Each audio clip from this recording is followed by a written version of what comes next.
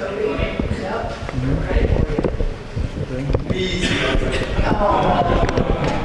sure we have no concerns about Nashville traffic today. Thanks for having me. Thanks, Alexa, for inviting me to join you all. I'm in the Nashville Department of Transportation and Multimodal Infrastructure. And Alexa and I were talking a little bit about what you all might want to hear about. So today we're going to talk a little bit about what it looks like to advocate for safe streets in your neighborhood. My name is Koby. I'm the Community Engagement Specialist. I'm also a neighbor. I live in East Thompson, so I don't always get to speak to my neighbors, but good to be with all of you from across Thompson Lane. So my job is to be a liaison for all of you with our department, communicate with you about our initiatives, what we're working on, and address any questions or concerns that you may have.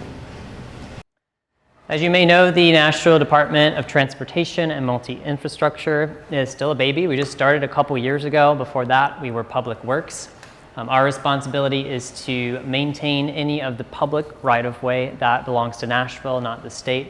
So any local roadways and even the signals on state roadways, those are all under our management. So our main goal is to build a safe and reliable public network that elevates quality of life and prosperity here in Davidson County. So I want to start off talking to you about one of our biggest priorities right now, and that is Vision Zero. So Vision Zero is a worldwide campaign for departments of transportation across the world to eliminate serious injuries and fatalities on our roadways. So that obviously is a really ambitious and big goal, but it's one that we've committed to achieving by the year 2050. You can get a sense here for what is the Vision Zero approach versus what were more traditional approaches with historic Department of Transportations. It's built on these principles that we can prevent traffic deaths. We know what causes them. We have the data to know what factors lead to injuries and fatalities on the roadway. So our goal is to use that data to prevent deaths on the roadway. And also to acknowledge that as long as humans are driving cars and walking and biking, there will be failure. So how can our roadway system account for that failure in a way that doesn't lead to loss of life? The goal, again, is to prevent fatal and severe crashes. It doesn't mean no crashes will occur, but how can we minimize the loss of life from that? And using a systems approach, so shifting away so much from it's all in the individual to how can we as a department design a system where it's intuitive to drive slower and to be safer with other people. So a big part of this in Nashville is identifying the high injury network. And so this looked at data from 2017 to 2021 to see where do we see the most injuries and fatalities on our roadways, both local and state roadways. This does not include interstates. So this would be the highest numbers of people who have died or been injured in a traffic crash. We also look at areas where we know our investment's going to go a long way. We have a lot of ground to cover, as you can expect, with traffic safety in Nashville. So where can we invest in a way that will be the most impactful right now as we look towards the long-term vision?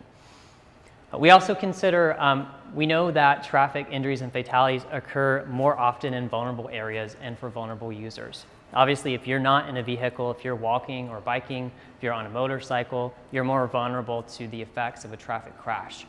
So we also look for areas where we know there's a high population of vulnerable users and a geographical vulnerable area. Before I go to the next slide, I want to show you what are the high injury streets near Glencliff. This data is from 2017 to 2021. I have 4 streets. I'm curious if you all can name any of them. I'm sure you can. Thompson Lane, absolutely. Murfreesboro Pike is one, yes. Nolensville. Mm-hmm. Antioch Pike is actually not one. There are crashes there, but it did not make the high injury list.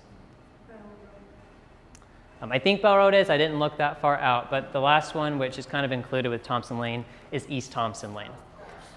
So, and a big difference there is NDOT has ownership of East Thompson Lane. Thompson Lane belongs to TDOT, Tennessee Department of Transportation.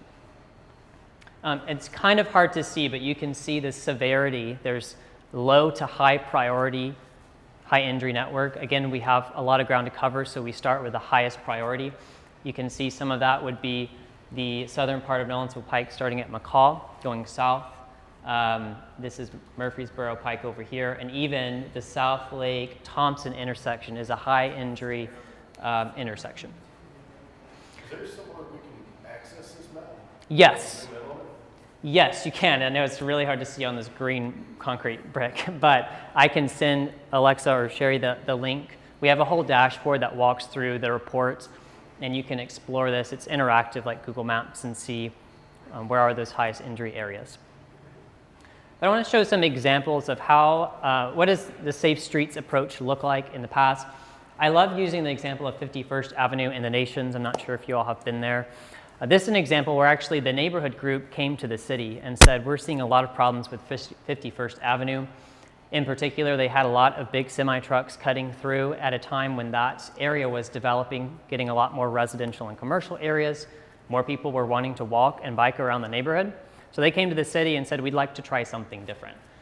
At that time, you can see it's just a wide expanse of concrete. There were 2 general purpose travel lanes in each direction. And then after they came to the city and worked on a new design, they completely redesigned the road to be 3 lanes of general purpose traffic, a cycle track for bicyclists and people walking on the side, and they utilized several traffic calming measures that had a huge effect at eliminating those semis from using that road. They use the interstate now instead of going through that area, and it's had a very little to pretty minimal impacts. The number of people driving has not increased since this change. And if you've been there or walked around, it's a lot more comfortable after this change has taken place. Another one, which I'm sure you all are familiar with, we're really proud of this one, is 12th Avenue South. So I'm sure you know this was actually 5 lanes of general purpose traffic, very wide expanse of concrete, and we recently took on this project to make it a lot safer. We kept 4 general purpose travel lanes. We put in concrete protected bikeways, which also helps to narrow the street. I hear a lot of people say, like, why should we care about bike lanes? Because we don't bike, and I'm never going to bike, and that's fine. What it does accomplish, though, in this case, is it makes it a lot more comfortable to walk as well. So imagine that buffer, a concrete buffer, people biking beside you instead of driving at high speeds beside you.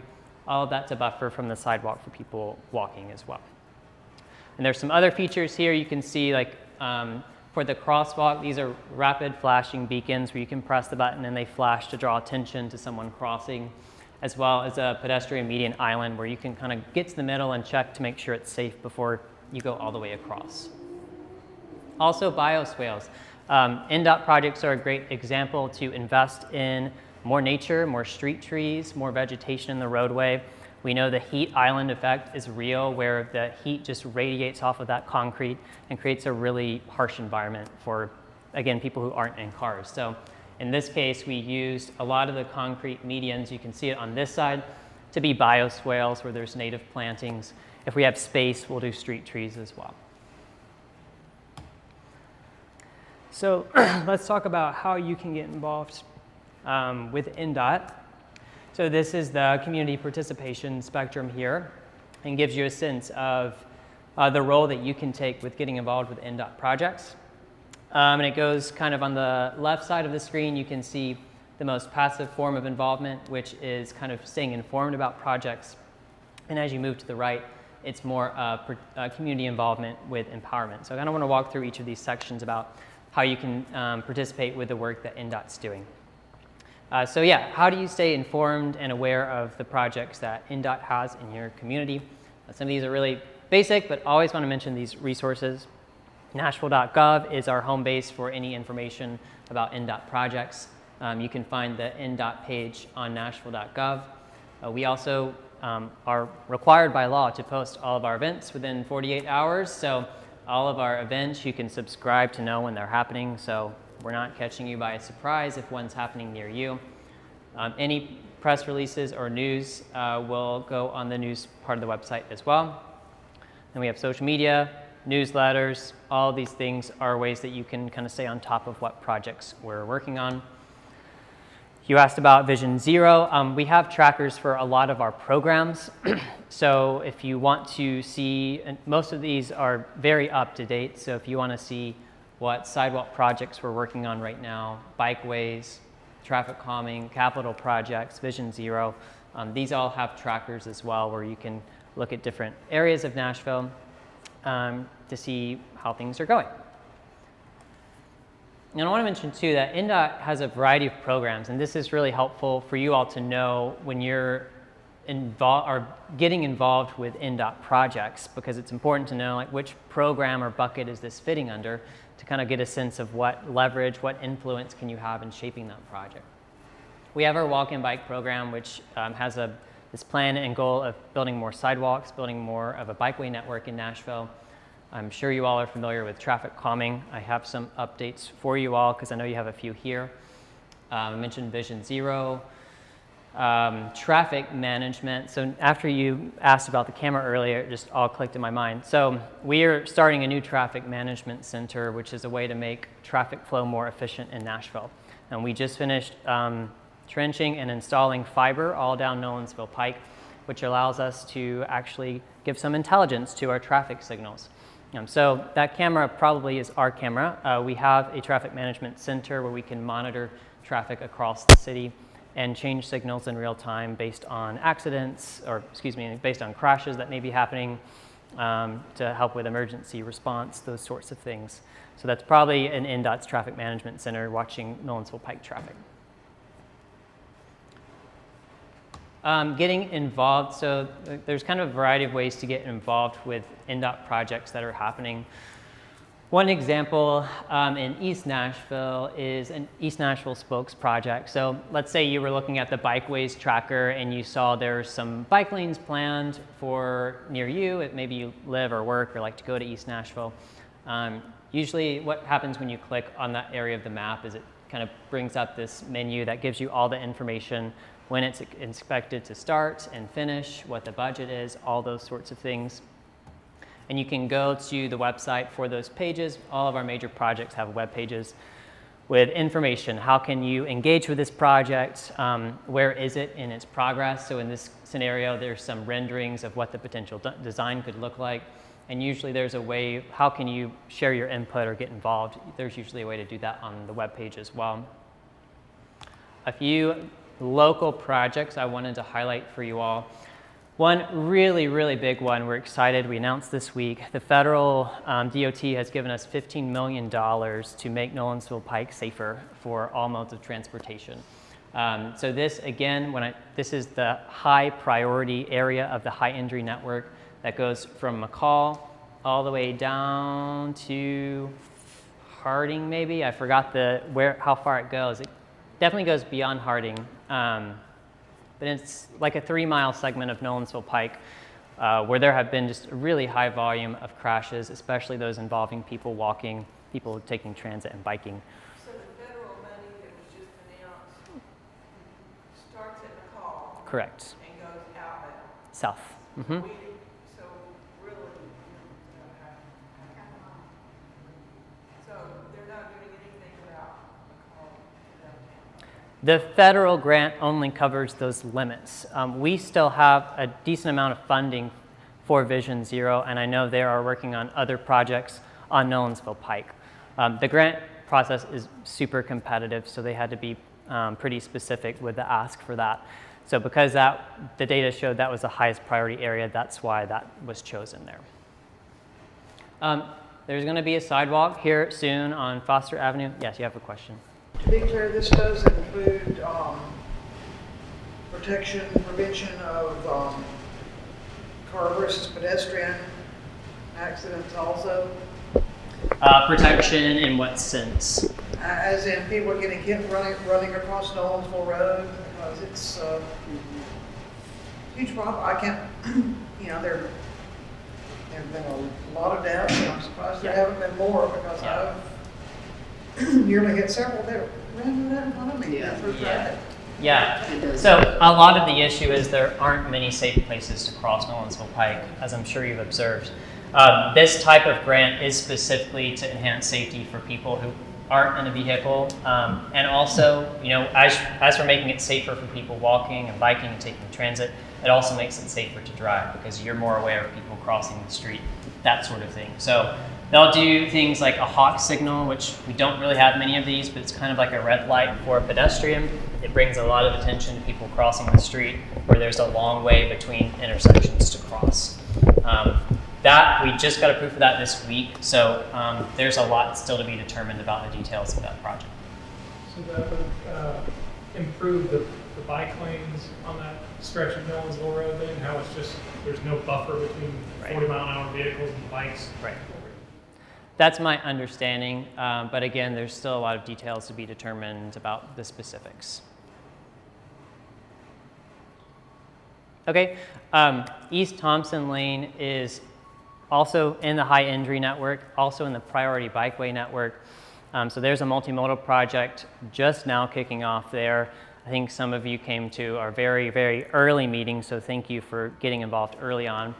But you'll be hearing more about that next year. There's a small segment of sidewalk we're filling in on the Murfreesboro Pike side, and then we'll have the opportunity to install bike lanes along that corridor as well. And I mentioned the Nolensville Pike fiber installation. Again, that's to increase the efficiency of moving vehicles so we can change signal timing in real time.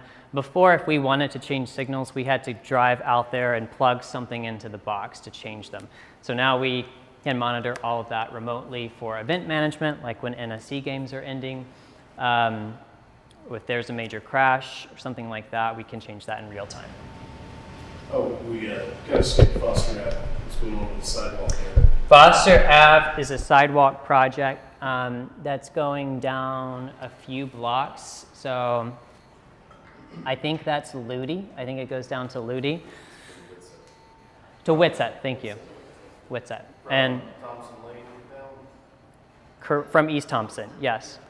And so that's expected to start in March, according to the tracker. Any other questions on that? So and I want to shift the focus to how you as a community group can initiate your own projects. NDOT has a lot of ground to cover, and we're doing our best. So there may be situations where you have identified streets, like someone mentioned Antioch Pike, which is, I understand, a high-speed, high-injury area, but in the list of Nashville streets, it didn't make the cut this round. There still are opportunities for you as a neighborhood to come together and say, we'd like to do something different and take this matter into our own hands in whatever way that we can. Small ways that you can take ownership are through Hub Nashville, which I'm sure you all know about. There's really no magic way to get a pothole filled other than submitting a Hub Nashville request. And there's a lot of other requests that you can submit. Even if you tell me about one of these issues, I'm just going to submit a Hub request. There's not a magic way to get it done. We have people designated to reviewing these requests every day and addressing them. Sometimes you may address something that's broken or not working. Other times you may see something that is missing that you'd like to see added, like why isn't this road on the paving list yet, or I'd like to see a new signal here. You can submit those as Hub requests as well for our team to evaluate if we can kick that off as a project or not. You can also use some of NDOT's programs for community building. So we have an Adopt a Street program, for example, where you can adopt a street to help keep it clean, clean up litter, that sort of thing. I love what the SNAP group did in Wedgwood, Houston. They do regular litter cleanups in partnership with Turnip Green, Creative Reuse, and Jackalope. And after they do their litter pickup, they get a free beer after. So that's a fun way that they're leveraging partnerships in their community. We can provide all the materials for cleanups if you do want to do that. I think you all do a lot of cleanups already, so you're probably very familiar with that. Other ideas, I'll talk more about tactile urbanism in a second. This one I feel like is really underutilized in Nashville. If you want to throw a block party, you can close streets to do that, as long as it doesn't, as long as it's not Nolensville Pike during rush hour. But if you wanted to close, parts of Antioch Pike on the weekend or a low traffic street where we can provide a detour, that's an opportunity to do that through us. Another idea I loved, the Napier community recently. We've been doing some projects in Napier. And we got a lot of feedback from the community that lighting was a huge issue for them. Unfortunately, our street lighting is mostly managed by the Nashville Electric Service, and the only way for them to know when lights are out is when people report it on Hub Nashville. I loved that Napier came together and went out at dusk one night, and they all cataloged every street light that was out together so that they could get all their street lights working again. And that was a way that they worked together to make a big difference in safety, because lighting does have a big effect on traffic safety as well. Also underutilized, we have a bunch of tools that you can rent out. So let's say you're doing a Route Nashville tree planting day or something like that. We have a lot of gardening tools and other things that you can rent out from us to use as a community as well.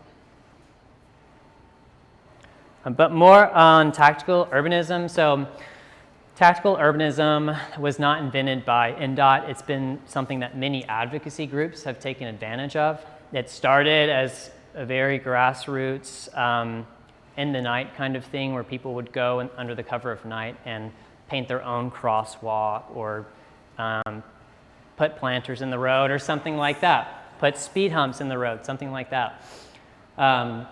Somewhat ironically, we are now accepting this as an NDOT program. And so it kind of seems counterintuitive maybe that you have to apply for a permit for this now.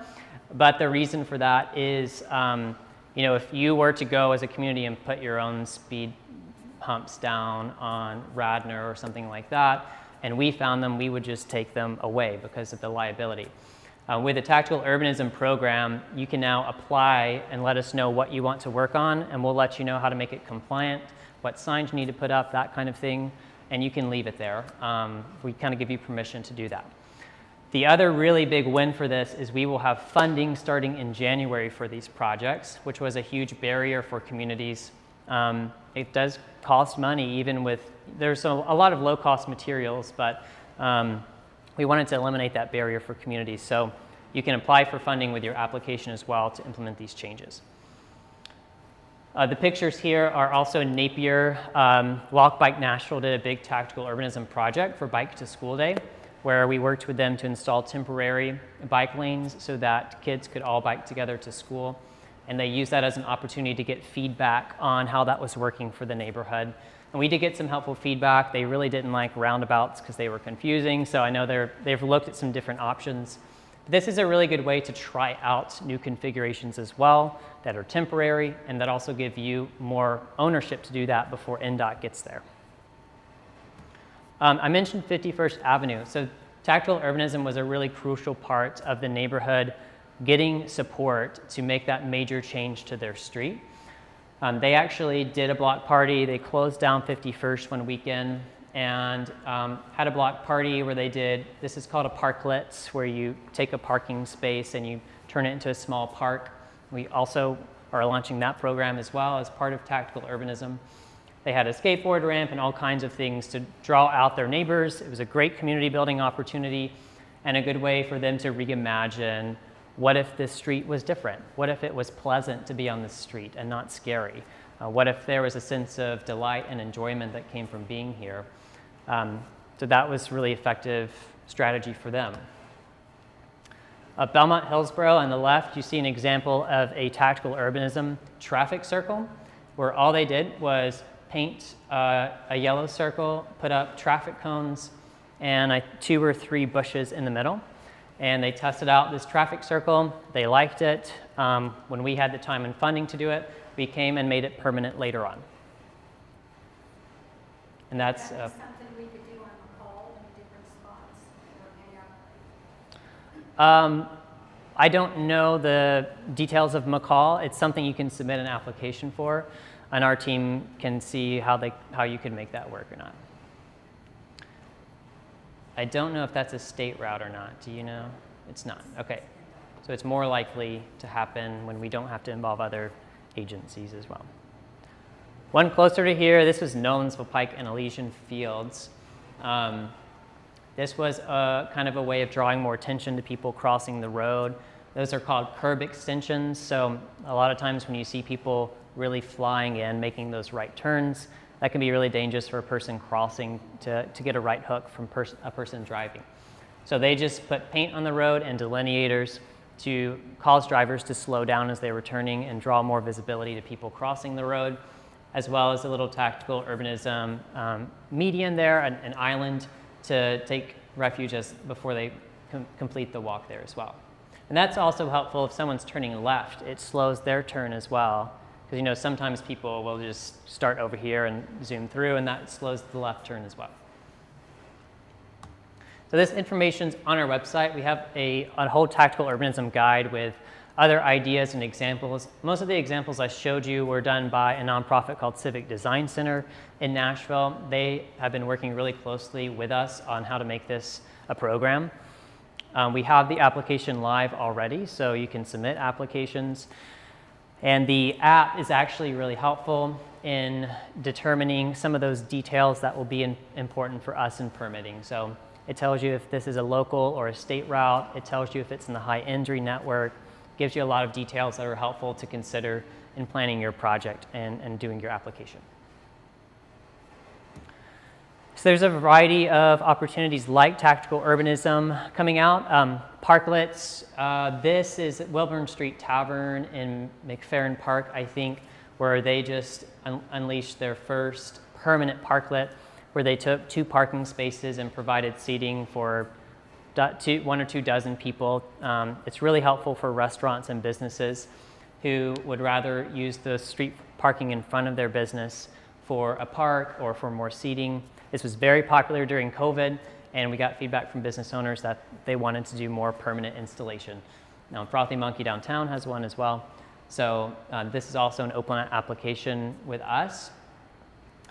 And we'll also be doing what's called open streets and play streets. So open streets is basically the block party concept, where for a day, usually on a Sunday, on the weekend when traffic's already slow or low in general with volume, we'll close a street to cars and just open it up to people skateboarding, biking, walking, getting their exercise in. Walk Bike Nashville has been doing this for many years, and we're funding a position with them to make them much more frequent than they were before. And then play streets are similar. That's a new program we haven't started yet, but if you remember during COVID, we did soft closures on certain streets because people were wanting to go outside and have safer opportunities to walk in their neighborhood. We're going to pilot this back and see how it would work in the long term, because we don't do that now. And that would basically be, again, like a soft closure where only through traffic is allowed to come through.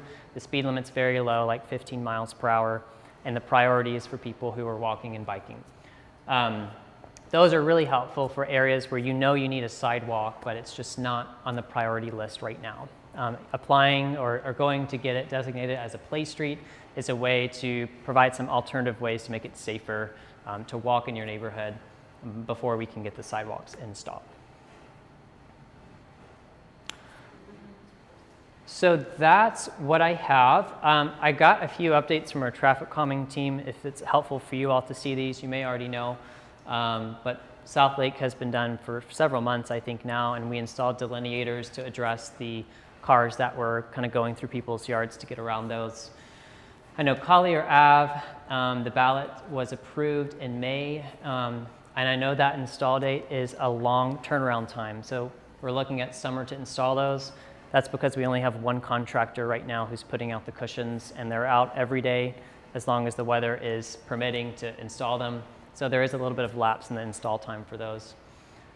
Wingate is in design right now, and they're working on scheduling community meetings with you all and what type of traffic calming methods they will use. So they're all not absolutely speed cushions.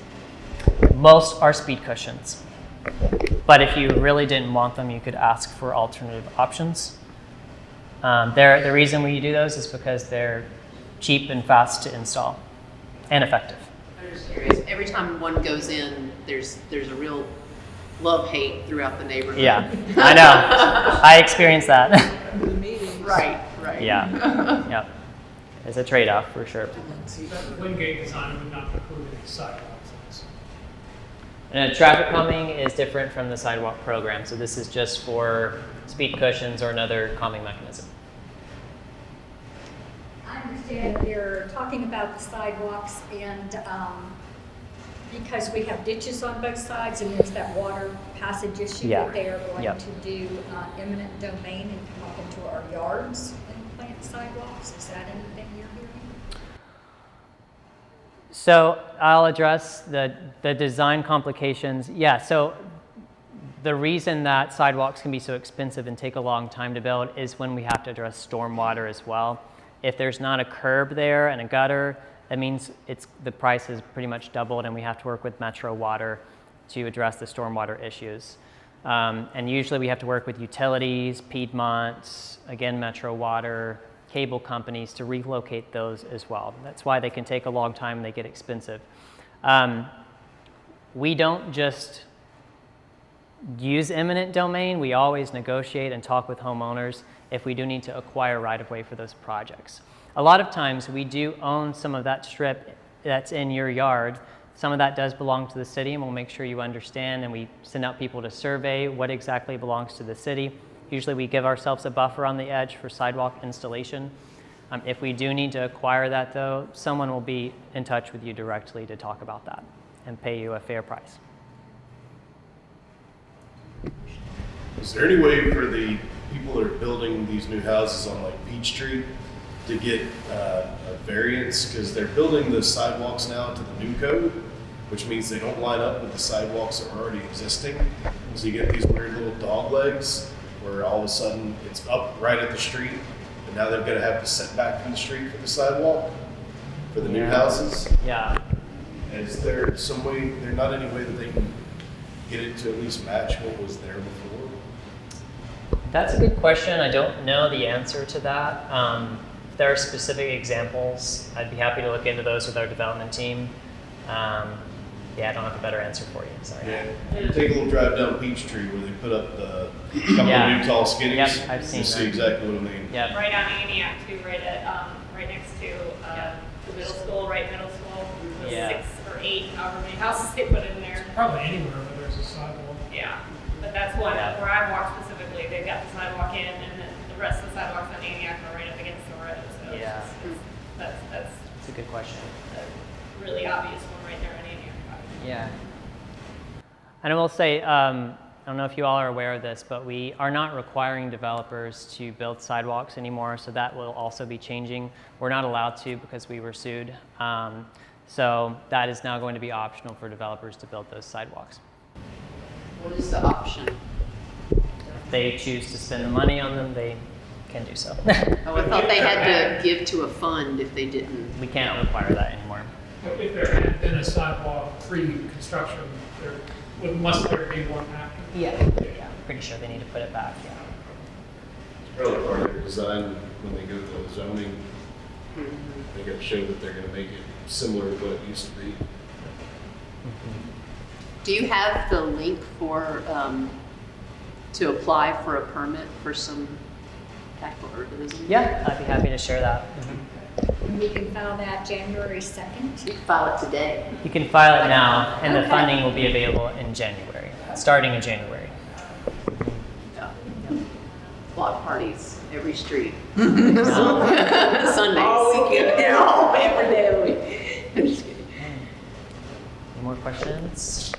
Is there, I've lost my voice, sorry. Is there a limitation of what tactical urbanism can do? For instance, a school zone where there is not one.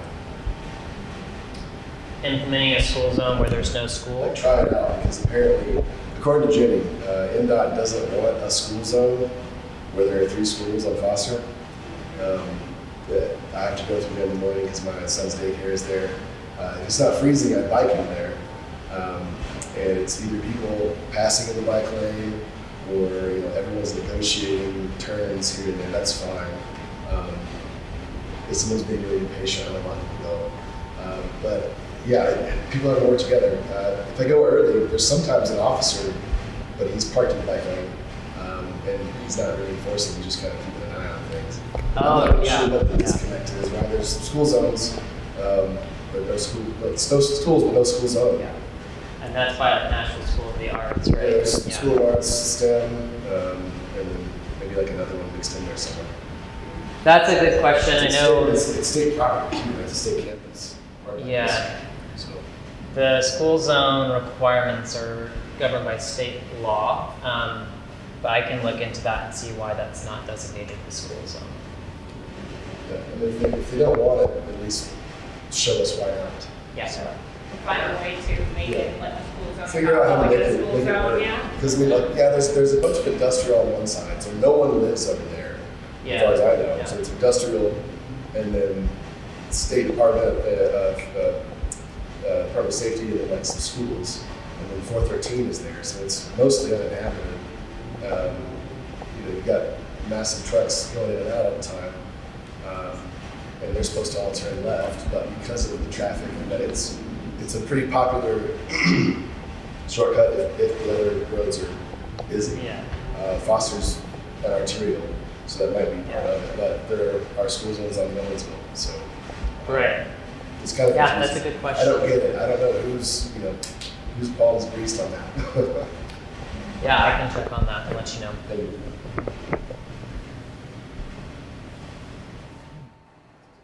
Thanks. Here's my email if you have questions. If you decide to do a tactical urbanism project or something, feel free to reach out and I'm happy to help with that. Yeah, thank you.